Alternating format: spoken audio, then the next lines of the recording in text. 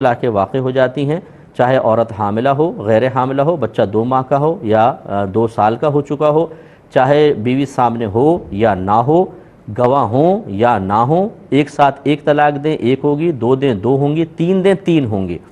اس طرح کے مسائل میں بعض اوقات لوگ ایسے جگہ سے فتویٰ لینے کی کوشش کرتے ہیں جو ان طلاقوں کو کم قرار دے دیں۔ یاد رکھیں کہ جمہور علماء اسلام اس پر متفق ہیں کہ ایک وقت کی 3 طلاقیں 3 ہی ہوں گی، اور نبی کریم کا فرمان ذیشان ہے لا تجتمع امتی علی الضلالہ، میری امت کبھی گمراہی پر مجتمع نہیں ہوگی۔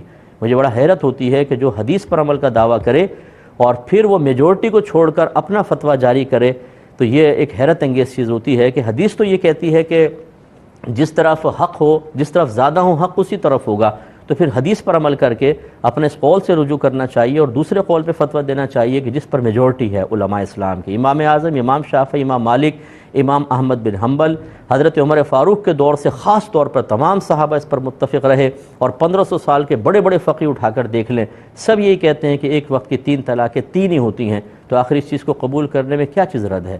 2-4 آدمی اگر ایک الگ گروپ بنا کر وہ کہیں کہ ہم 3 طلاق کو 1 قرار دیں گے یا ہوتی نہیں ہیں، چاہے دلائل ہوں، تو چاہے یہ سب کیا اندھے ہیں؟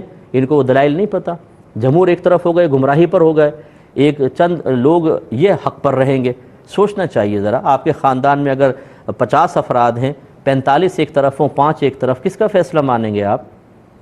تو یہ تو مطلب عقلی لحاظ سے بھی یہ ذہن یہ کہتا ہے کہ بھئی جہاں میجورٹی ہے حق اسی طرف ہوگا۔ 50 ذہن کام کر رہے ہوں اور ادھر 5 ذہن کام کر رہے ہوں، 50 دلائل پر اچھی طرح غور و تفکر کر رہے ہوں، 50 ذہن صحیح علم کے ساتھ، اور 5 اپنے علم کے ساتھ غور کر رہے ہوں، نتیجہ کس کا صحیح نکلے گا؟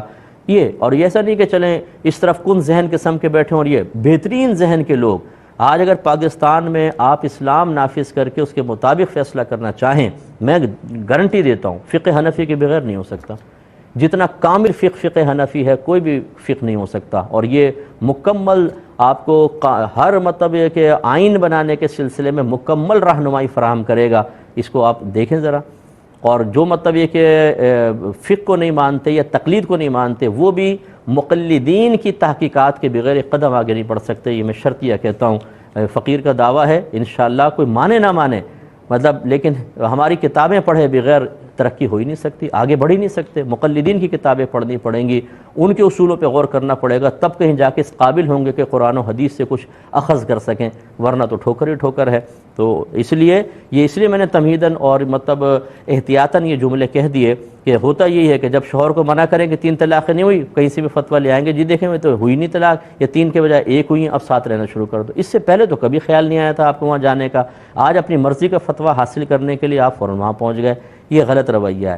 یہ اس کا مطلب ہے آپ حکم شرع معلوم نہیں کرنا چاہتے، شریعت کو اپنی مرضی کے مطابق اور اپنے فائدوں کے لیے استعمال کرنا چاہتے ہیں، اور یہ رویہ بالکل غلط ہے۔